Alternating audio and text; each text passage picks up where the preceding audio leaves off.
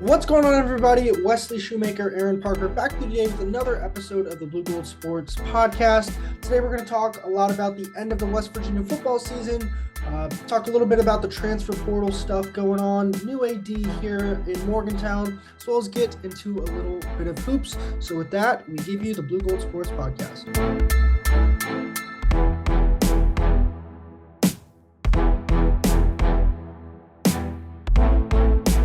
Happy Thursday, everyone. Wesley Shoemaker, Aaron Parker back to you today. It's been a while since we last came with you. That's kind of a fault of mine. I had a computer issue, then Thanksgiving, and then here we are, December 8th. And we are now in the full stretch of basketball season. West Virginia 5-7 finish on the year for football. So we'll get to that first before we get into hoops. Aaron, first off for you, how you doing today? And just kind of give your thoughts on the way this football season ended for West Virginia. I'm doing well, Wesley, and as a Mountaineer, as a Mountaineer fan, you got to be happy and pleased with how the team fought, and came out and won in Stillwater. I mean, the Mountaineers hadn't beat Oklahoma State since 2014, since the Quentin Trickett days. That was a road win, and they haven't done that since. And they went out there and they got it done. I think Nico Markiel played a pretty good game, but I was really impressed with Jalen Anderson, 4-star back. Kind of got buried in that depth chart with C.J. Donaldson emerging, Tony Mathis being a back that was here last year, and Justin Johnson has talent too. So he kind of got buried on that depth chart, but he showed how talented he is, and he's going to be a piece for the future. So I like that. Yeah, for me, I was really impressed with the way they kind of just kept battling. I feel like you could have rolled over, said, oh, Saturday after Thanksgiving, nothing to play for, on the road, raining, crappy weather. Like, it just had all the signs where you could just roll over, lay a dud, and no one really would think second of it. But this team fought, they battled, they played a close game. Defense played pretty well, I'd say. Conditions obviously helped. Oklahoma playing their backup quarterback, obviously, Oklahoma State, excuse me, playing their backup quarterback obviously helped. But then again, West Virginia was also playing technically their backup from the beginning of the year and then ended up playing their third string with Nico playing. So things kind of gave on both sides, in my opinion. But in the end, you got the win and you got a road win in the Big 12. And if I'm not mistaken, that's the only one they had this year in the Big 12. So kind of cool to get that done in that environment, in that place. Yeah, it wasn't the same normal crowd that you have there in Stillwater, but still, they had I think a 14-game home winning streak heading into that game, and Mountaineers came on the road and took it to them and beat them. So Jalen Anderson had two 50-plus yard touchdown runs. We'll get into the running back room in a little bit here, but big news, obviously. We tried to podcast about this, just couldn't really get it done with no computer situation. But Shane Lyons, the West Virginia University athletic director, last month he was let go. This week on Monday, Ren Baker, previously from the University of North Texas, was officially introduced. And to me, he seems like he really wants to try and take this program forward. Program as a whole, I mean West Virginia University Department of Athletics. He is a very big fundraiser. He is known for his fundraising efforts and how he's gotten big time contributions. But a couple big things he might be dealing with during his tenure is a decision on Neal Brown and then a decision on possibly how to replace legendary Hall of Fame head coach Bob Huggins. So, like, he certainly might have a very full plate and might decide the next 20-ish years for West Virginia in football and basketball, depending on how his tenure goes. So if he's here for the next 6-7 years, like Shane was here for 6-7 years, I would suspect that he's making a decision on who replaces Bob Huggins, and I would suspect he's making the decision on the next football coach. Yeah, I mean it's a big time job he's got. It's a big time hire, and it's kind of hit or miss sometimes. But with this guy, a lot of positive feedback from the North Texas community, kind of build up that program. I mean, a ton of conference championship appearances and titles in the CUSA across all sports. He got North Texas to join the AAC. That's coming either next year or the year after. Yep, it's upcoming You're season. like North Texas, man, a couple years ago, you tell me they're in the AAC, I would tell you they have no business in that conference. So I think that's a big move. Heard as far as not Power Five, but Group of Five teams. North Texas has kind of elite facilities for that level. I think he was a big part of that. So he's got a good track record, but it's always a big step from a Group of Five to Power Five, especially when you go to a Big 12 conference. Where you're led by Brett Yormark and you're dealing with these big time teams, and you're trying to compete against conferences like the Big Ten and the SEC. So, he's got big shoes to fill. And yeah, when it's time for Huggins to retire, Baker's probably going to be the guy that makes that hire. I think personally, the way the football team finished this past year at Oklahoma State, the way they showed their resiliency and how much talent they have on that roster, I think that forced Baker to not Baker but Gee and the West Virginia administration to keep Neal Brown, bring in Baker, and have them pair up and create a good relationship, because there's a lot of talent here. And if Neal Brown goes, all that talent goes. And I don't think they wanted to dump that on Ren Baker. Yeah, I don't think there's any reason for them not to keep Brown here, in my opinion. I just think that when you have a finish to a season like you did, where you were what, 2-4 here, and you had to win 4 of your last 6. In fairness, your last 6 were pretty tough. The Big 12 was tough this year. But you had to win them to become bowl eligible. You couldn't quite get there. But in fairness, you played Kansas State, who just won the Big 12 championship. Like, you played them tough at home, and if a couple things go your way there, you might have a chance to beat them there. And then you obviously go on the road to Stillwater, win that game at home against Oklahoma. Like, he beat Oklahoma when so many teams before him couldn't. Uh, I think there was reasoning to keep Neal. I think, especially with this recruiting class, like, I get the argument where people say, oh, he still has the same kind of level of recruiting class as other coaches in other seasons previously have had.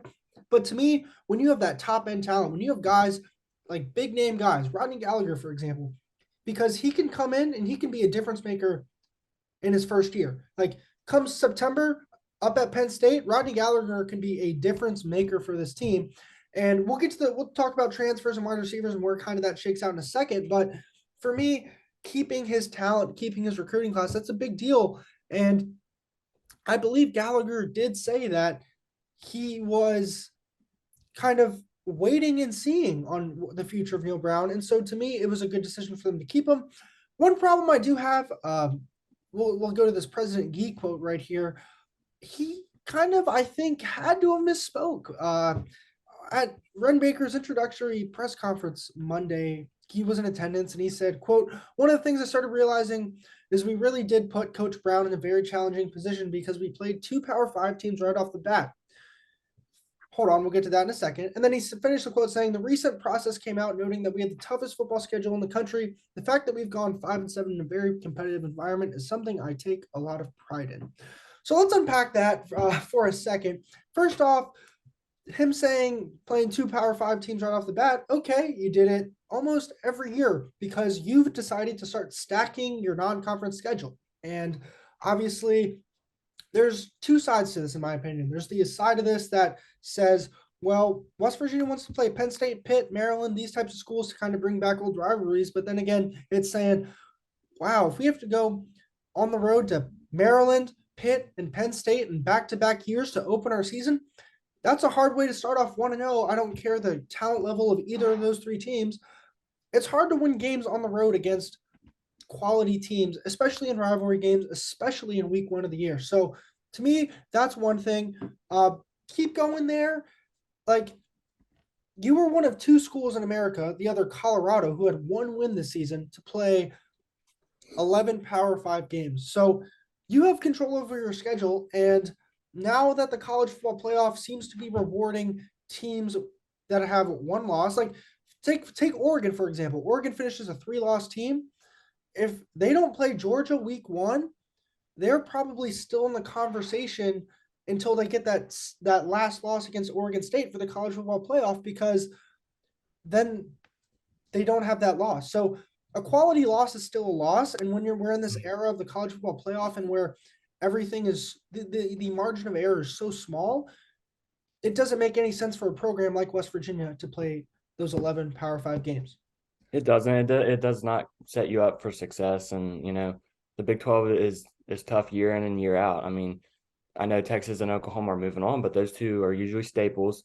Oklahoma State is usually a staple, but then you got a team like TCU. They're a wild card. I mean, this year they're in the college football playoffs. A couple years ago, maybe they're mediocre, and a couple years before that, maybe they're awesome. So you got teams like that. Texas is one of those wild cards where they're super talented. One year they could be mediocre. One year they could be atop the conference, kind of thing like that. Texas Tech is good too. So I mean, you're playing that year in and year out, and I understand wanting to bring back old rivalries, but if two of your three non-conference games that you get are going to be super challenging, you play at Maryland in 21, you go there and lose by a touchdown. You know, Lose by a touchdown this year on the road at yeah, Pitt. Like, yeah, barely lost to Pitt. Gonna have to play them at home next year. Barely scraped out a win against Virginia Tech in 21.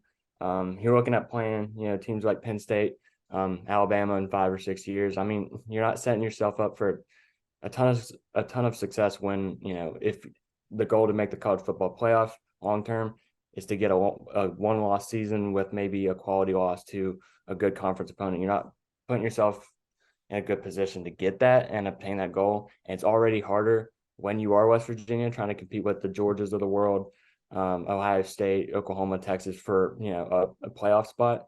Um, you know, you're super behind of the pack anyway. So to schedule that year in and year out makes it tough. and by no means am I trying to say that I think West Virginia is a playoff contender at all. And I'm not trying to say that they act like it. I'm just saying that if your ultimate goal is to try and win a national championship, that's your path, is the college football playoff. And you're not setting yourself up for success by playing a team like Penn State on the road week one, whose only two losses were to Ohio State and Michigan, two teams that are in the playoff. And one of them was on the road, one of them was at home. And then that Ohio State game at home, they were in the lead until like 8 minutes left in the fourth quarter. So that's the kind of teams we are dealing with. Like Penn State could very well be ranked in the top 10, top 15 when West Virginia rolls into there in next September. So to me, it just doesn't make sense. Like, okay, I get it. Have one, yes, and then play a group of five team and play an FCS school, and then bam, I think you're ready for conference play. And another flip side to it is that the Big 12 conference schedule has no breaks. The SEC, you get that 1 week in November where you have a break. Big 12, you have to play 9 games in a row, no breaks. And so that, like, it's hard to go through that. TCU, they almost stumbled, and then they ended up stumbling in the Big 12 championship. So it's hard to do this gauntlet, if you want to call it that, of a 9 game regular season, and then if you make it to the Big 12 championship, have to beat one of those teams that you already played. And maybe conference realignment and adding these teams helps that out because you're not playing everyone every year. But to me, it's just silly to stack your non-conference schedule when you're only putting yourself at a disadvantage because you're giving yourself a higher chance of a loss. Yeah, and it's just so hard to gauge this because these schedules were made years ago. And obviously the administration didn't know the situation we'd be in here going into 2023, but conference realignments are moving in a different direction. Like you said, there's going to be divisions. You're not going to be playing the same team every single year. But that's not where we're at right now. Where we're at right now is we're playing, Texas Tech, TCU, Baylor, Texas, Oklahoma, Oklahoma State, all those teams, we're playing them every year. And you're adding two tough Power Five non-conference games every year, basically. And usually where we're at right now, one of them's on the road every year against a good team. Virginia Tech obviously wasn't great this year, but they're a good program. You go to Pitt this year too, and you go to Happy Valley next year. So that's the position we're in right now. Maybe a couple years down the road, when you get divisions, maybe this team and this program will be set up for more success. But right now it's tough. And the schedules administration made a couple years ago aren't really paying off. So I don't know. I mean, this team's supposed to go to Tuscaloosa in like 27. Like, They that's got to get rid of so that. crazy to me. I get you get the home game out of it, but you're probably not going to win either of those games. If you go to Tuscaloosa, you're going to get beat by 3 touchdowns at least, most likely. So, and that just doesn't make sense. Alabama doesn't lose at home even to the best teams in the SEC. What makes you think you have a chance at winning when you're West Virginia and you just went 5-7, 6-6, and 6-4 in the last 3 years? Like, it just doesn't make sense to me. And I get they schedule these things like a decade out, but I don't know. That's just my piece on it. Moving on a little bit, transfer portal madness. I feel like a lot of fans thought that the way this season went, 5-7, you're going to see a big jump for a lot of West Virginia's top tier guys. And we are 3 days into this now, 3 days into this portal cycle now. And we haven't really seen that. And I think that's a good thing for West Virginia. A couple highlights though, JT Daniels, is entering the transfer portal. Bryce Ford Wheaton, Sam James, two wide receivers. They're both forgoing their final year of eligibility, but they've both been here since 2018. They're going to enter the draft. And then Will Crowder, he was in the quarterback room, just couldn't find the field. Understandable. He's transferring. Michael Laughlin, he's had 3 season-ending knee injuries. I think a fresh start's best for him and all parties involved there. So I'll start here, Aaron. For me, I still think you're going to get one of those 4 backs that we talked about earlier, whether it's Jalen Anderson, Tony Mathis, Justin Johnson, or CJ Donaldson. There's just not enough. Like, you have too many mouths to feed, in my opinion, in that running back room. And add in, you're getting, I think, Jaheim White, who's a 3-star running back from Pennsylvania. He's coming here as a true freshman next year. So that's 5 legit guys. And that's just too much for me, in my opinion. I just think that that's not sustainable. So if it were me, I would expect one of them to transfer. I think West Virginia has probably put a priority on retaining CJ because he was a true freshman and he did have a breakout season. But it would not shock me if Tony, Justin Johnson, or even Jalen Anderson, one of the 3 left, or even CJ. To be fair. Yeah, in this college football climate with NIL money, I mean, I'm afraid CJ is the one that goes, and that's just a guess. Obviously, he hasn't said anything towards that, but I don't know. I'm afraid a big bidder like USC or Miami or somebody with lots of money, they see a big back, a true freshman, a big back that's not some 4th and 1 power back, a Big big back back that that can can get run. downfield. He can get downfield. He was, I'm not playing favorites, but he was the one that that I got a lot of enjoyment out of watching this year. Unfortunate injury with the head injury, unfortunate injury with a lower body injury. But I'm afraid he might be the one that goes just because he, true freshman, he might have a lot more stock, but there are so many mouths to feed. I don't know. I really liked what I saw out of Jalen Anderson. I think Justin Johnson was very underrated this year. So I don't know, but I agree with your point. There's 4 guys there. You're bringing in another one. How are you going to retain all of them? I don't see how you could, but you don't want to see any of them go. So it's a tough spot. Yeah, Marquand Rocker, who was already in that room, but obviously didn't see the field, he entered the transfer portal too. So that's one already gone. But I just feel like there's just not enough touches to go around. And I think all of them have shown the ability to be a starter or a 2-back in West Virginia's offense. And at some point when you know that you can meet expectation level, you're going to want to go and prove that. And so that's why I think one of these guys ends up transferring. Yeah, I think that as well. And like you said, they've proven that they can be a starter or a 2-back for this WVU team. That's a Power 5 Big 12 operation. So you don't want to enter the transfer portal and end up somewhere like Akron or Old Dominion. These guys are more talented than that, in my opinion. I've seen it from all of them. Justin Johnson, I've seen his cutting ability. He's fast, he's quick, he's shifty. We saw, Jalen Anderson in one game there. And you know what you're getting from CJ Donaldson, and Tony Mathis is a good back. I think all of these guys are more talented and better than, like a group of 5 school. So I don't know. I don't know how many schools they'll hear from if they would go to the portal, but they've all proven that they can be that 1 or 2 back here at WVU. So why not? They can do it about anywhere in the country.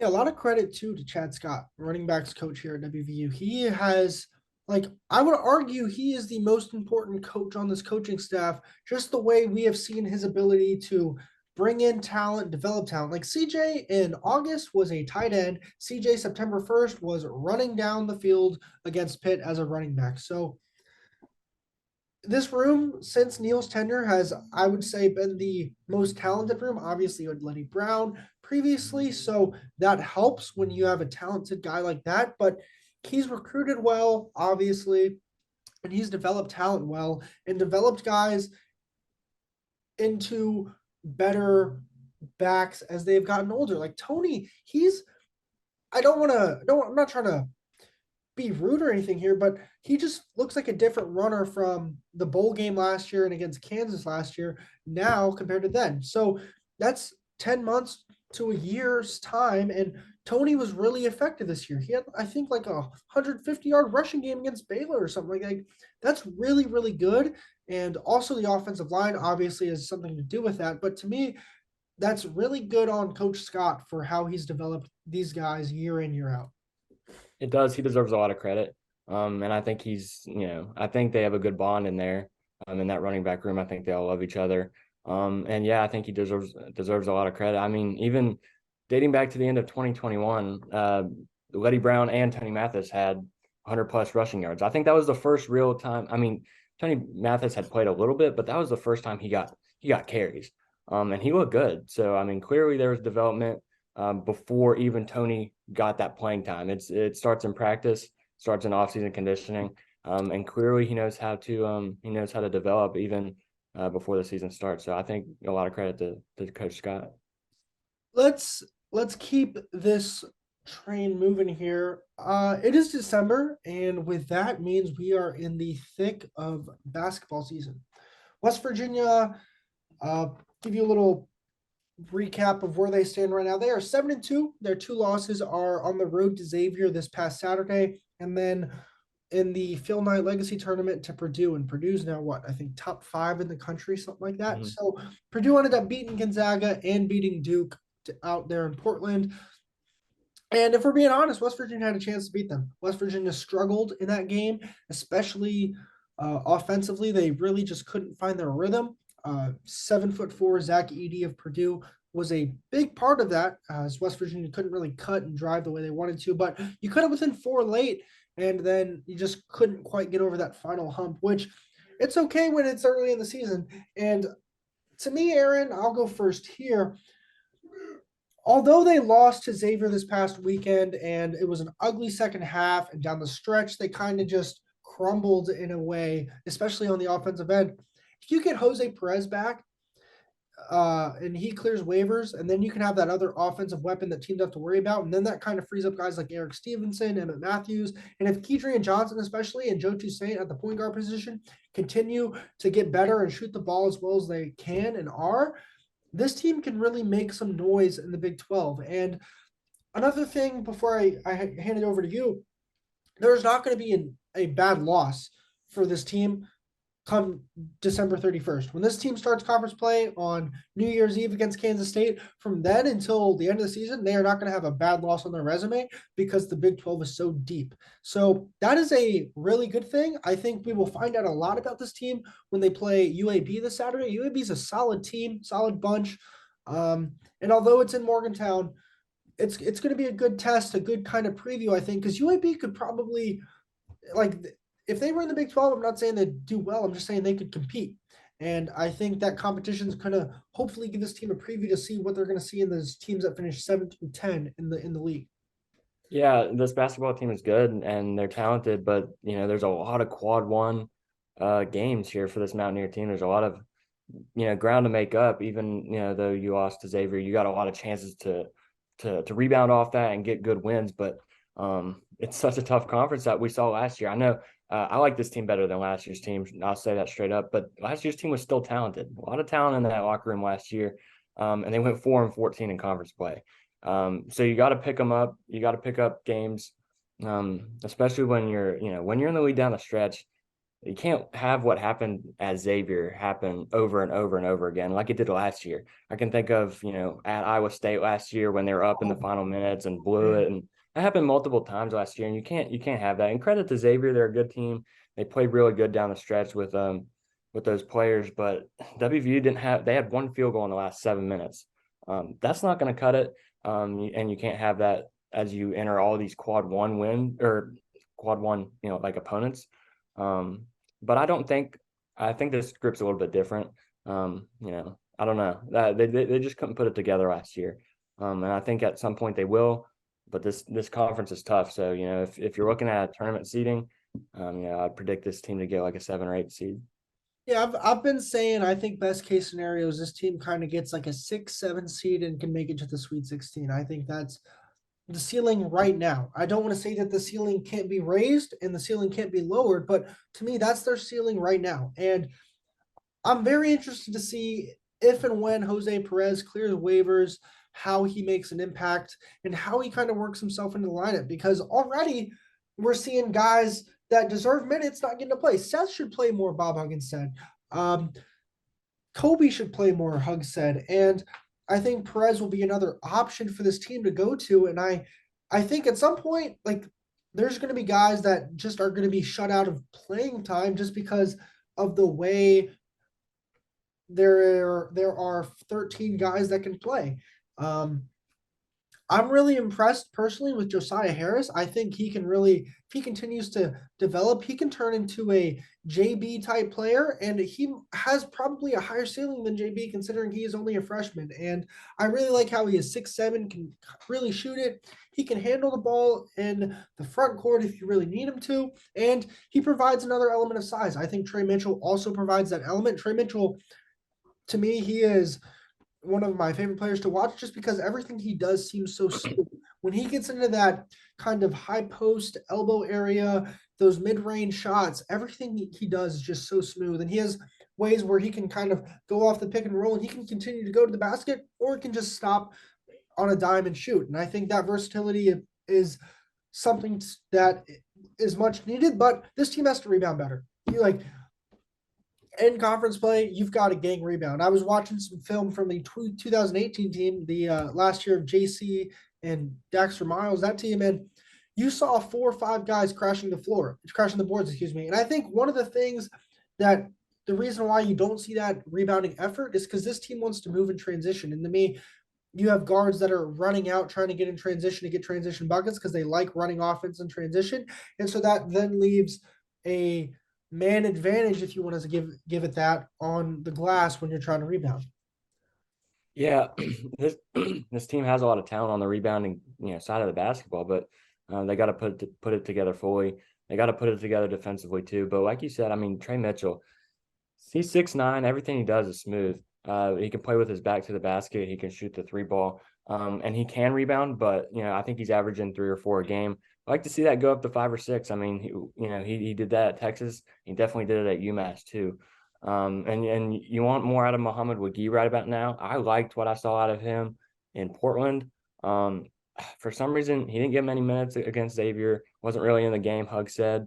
So I think the team will need a little bit more out of him. Jimmy Bell's been playing very good, but it's hard for him. I mean, he played a lot of minutes against Xavier, and he played a really good game.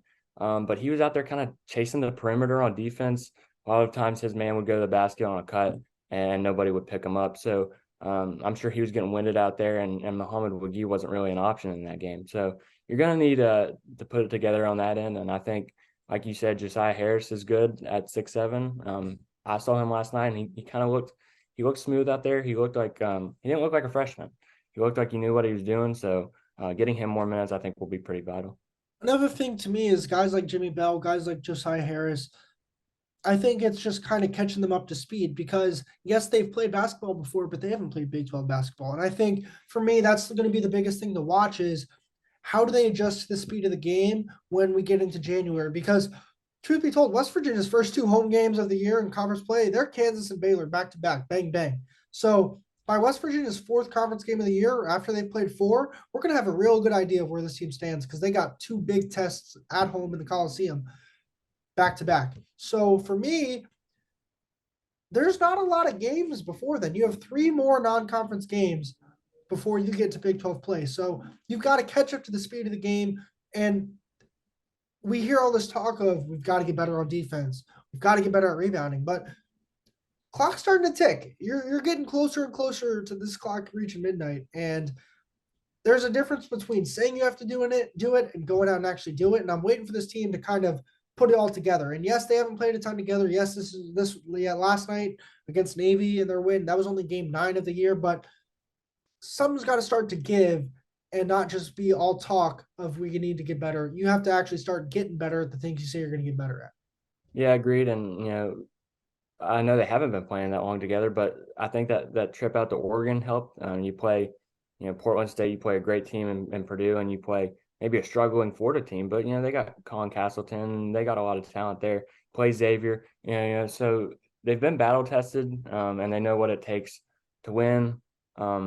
against these teams, and obviously we didn't see that against Xavier down the stretch. So, like you said, the time is starting to tick. UAB is a good team. They were a 12 seed in the tournament last year. Andy Kennedy is a good coach. I think he's a former Hugs assistant, so you can't take them lightly. In this conference, man, they score. Texas, Tyrese Hunter from Iowa State, Marcus Carr, Timmy Allen. Kansas, Jalen Wilson, Grady Dick. There's so many good players in this conference, and they will score at will. And they're tall and vertical and long. And so, like, if you're not rebounding, if you're not playing that transition game, then at some point you're gonna have to start D'ing up.